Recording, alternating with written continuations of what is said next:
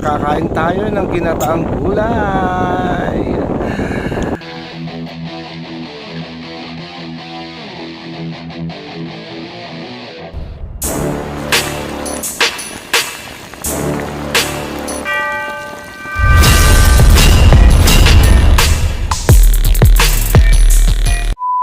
Yan, mag-uumpisa pa lang tayo dyan guys sa kumain. Ayun o, ang dami. Hindi lang maipakita, nahiya ako. Hindi tinago ko lang kasi laki ng subo. Ayan, yan ang ini-enjoy ko yun, ninanamnam ko yung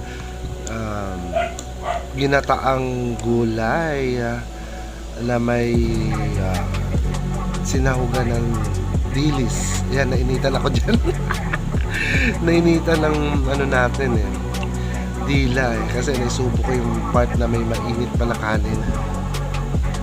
Pero tuloy-tuloy lang, na-enjoy ko talaga yan. Busog na busog ako dyan.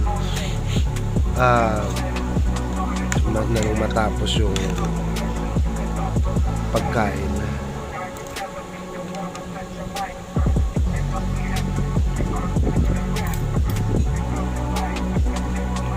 Habang kumakain ako dyan, patuloy tumitingin ako sa isang cellphone dahil maraming nag-i-inquire about sa 60K tapos kung ano pa yung mga tinatanong nila na tungkol sa mga dashboards nila. Ayan, tuloy-tuloy lang tayong kain, nguya, tapos susuko para matapos na agad. Yan o, laki ng subo. Laki ng subo.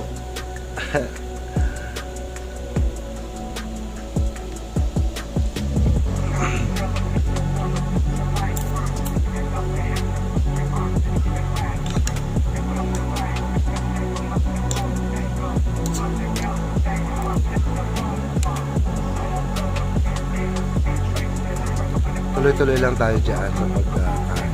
Ini-enjoy yung gulay na may gata. Sarap. Kaya nag-crave ako bigla Sabi ko maggulay tayo na may gata. Na-crave ko yung may gata Kaya yan ang niluto ng aking nanay.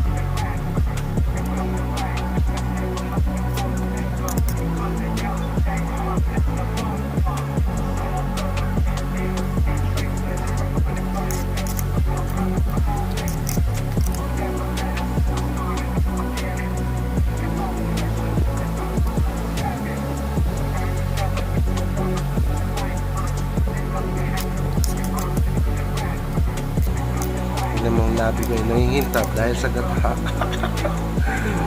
Ayan, natapos na ako dyan sa aking pagkain na tayo ay lalagot ng tubig.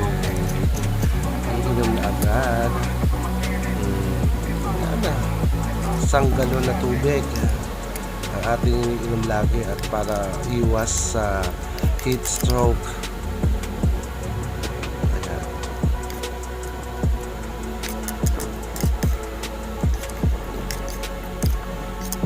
Another inom. Kinulang. Ayan. Tapos na, papapakita ko na sa inyo ang malinis na plato.